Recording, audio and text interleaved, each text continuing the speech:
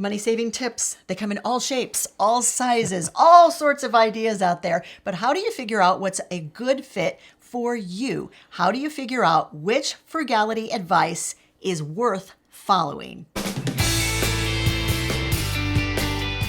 There is a lot of frugality advice floating around.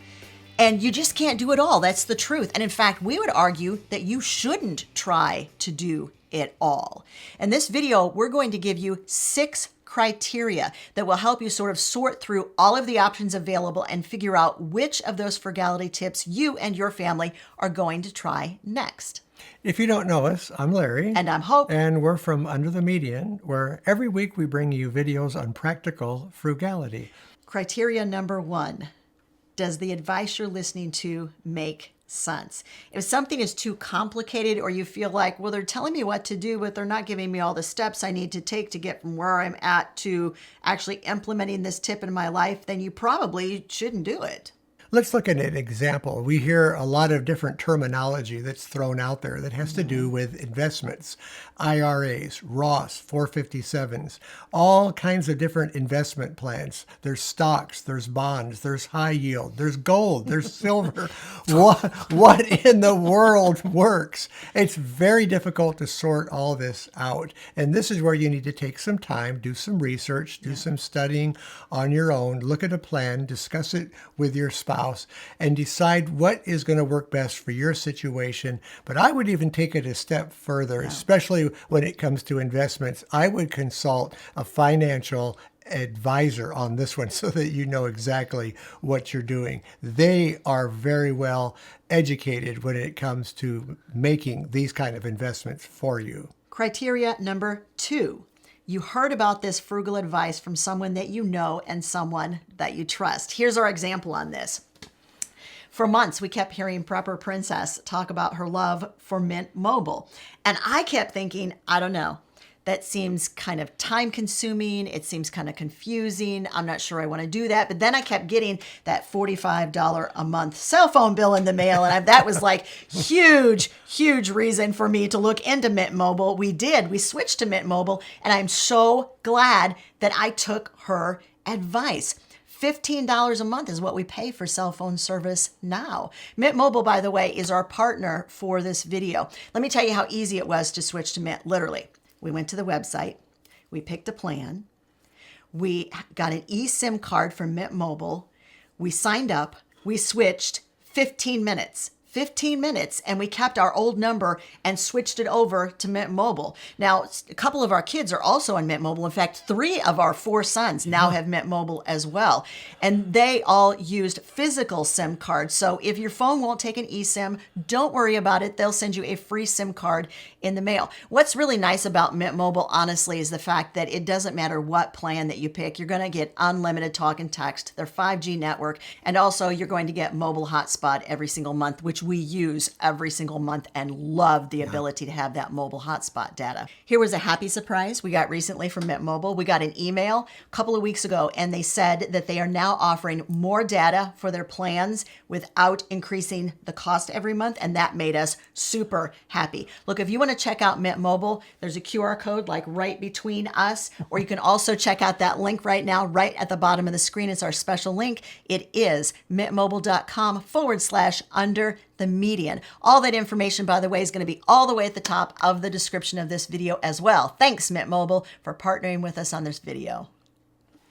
Criteria number 3 for taking frugal advice would be, does it fit your location? You know, geographical location can really affect how and when you can use frugal tips. When we wrote this script, I thought location, location, location, but it really does make a difference even in frugality. Some frugal advice might work on the East Coast, but it doesn't work on the West Coast of the United States. It might work in the United States, but it doesn't work overseas in Europe or in Australia or in Canada. Every location is a little bit different when it comes to frugality. It's okay, I think, to listen to all the ideas out there and then say, all right, this doesn't exactly fit where I'm at, but I can sort of take the idea and run with it and figure out what does work in my geographical location. Here's a couple of examples that we've actually learned from some of our viewers. Coupons are not the same worldwide. The way coupons work in the United States is not the way they work in other countries. So you may not be able to use our tips on how to use coupons. Another example is gas usage. We've done some videos on how to save on gas. But if you live in a rural area and you're driving 50 miles a day, you're not really going to be able to save gas using some of the tips that we've given. However, you can still go to the cheapest gas station by using Gas Buddy, and you can maybe eventually downsize your vehicles so you're driving more economy-minded cars. So there are still some things you can use. You have to decide what works for your area the best. Yeah, and I think part of the problem is that when it comes to frugality, people get in this mindset where they're like, I have to do everything. You do not have to do everything. It's really important to carefully evaluate every tip you've heard and decide, is this going to work for me? If this is resonating with you and it's making sense, could you do us a favor? Click the like button on this video because that really does help us with the YouTube algorithm. All right, the fourth criteria for deciding, you've heard some frugal advice, is it going to work for you or is it not? Criteria number 4, you don't have time to do it. Well, maybe there's a way you can make some adjustments to make it work for you. Here's an example. Cooking from scratch. That, I think, is frugality advice we hear across the board, like pretty much from every frugality person. And that can be rather daunting, especially if you are working full-time inside or outside of the home, to feel like, oh, I literally don't have time to make everything from scratch. But the question is, can you take that advice and you can sort of morph it into a form that will work for you? Well, of course you can. There are a lot of different shortcuts that you can take when it comes to the amount of time that you spend cooking. All of those ways will indeed save you money, and you are still using that frugal advice, but you are making it fit you. Criteria number 5 is this piece of frugal advice important to you? Maybe it's just not on your radar. It doesn't even fit anything that you're doing. Well, that becomes pretty obvious. You can just throw it out. We talk a lot on this channel about the importance of prioritizing. It's like one of my favorite words, prioritize.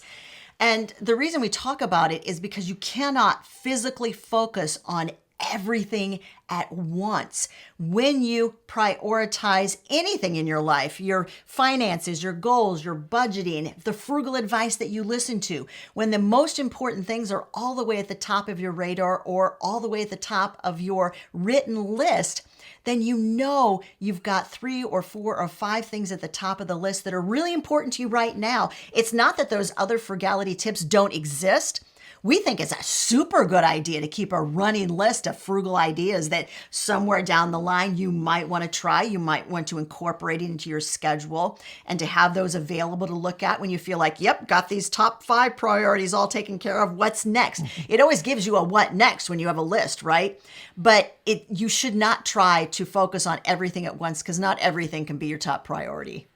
Criteria number 6, it may not fit your season in life. We might give you a tip that in the stage of life where you're at, it just doesn't work. And that would be if you're a young mother and you have a lot of kids at home, you may not be able to bake bread, for instance. You may not have the time to do that. You're doing so many other things. I will never forget how incredibly relieved I was when all 4 boys were at home. They were all young. I was baking bread, y'all, every single Tuesday. We had bread day. I baked all of our bread. I baked all of our rolls, our muffins, our biscuits, like everything from scratch, all in one day. And there came a point, I think, when our oldest hit about junior high, and all of a sudden he had a lot of other priorities, things he wanted to do that weren't necessarily at home, friends, things like that. I looked at Larry one day and I said, I don't think I can do this anymore. And he said, well, then don't. It was such such a relief. Right. If you don't have time, let's find something else to do. And here's what Hope did to compensate. She found a bread store that was located within walking distance that she could take the kids in a stroller and walk up there. And they had day-old bread. It was perfectly fine. Yep. And they had it marked down. So Way she was down. able to get bread marked down. It was fine. We lived through it. And when she had time to bake bread, then she would bake bread. But she could also supplement this way and keep her sanity. The bottom line is, it is okay to shelve ideas, to put them on the back burner, to get back to them another time, because you're just in a season of life where that particular tip isn't going to work for you right now. Now, if you're that person who is super busy, whether you're that mom with young children at home or you are just busy in general, and you want frugality tips, but you want tips specifically that are not going to take you very long to incorporate into your schedule, we have a video for you. We gave you a whole lot of ideas in this video, and they will take you 15 minutes or less. That video is right over there.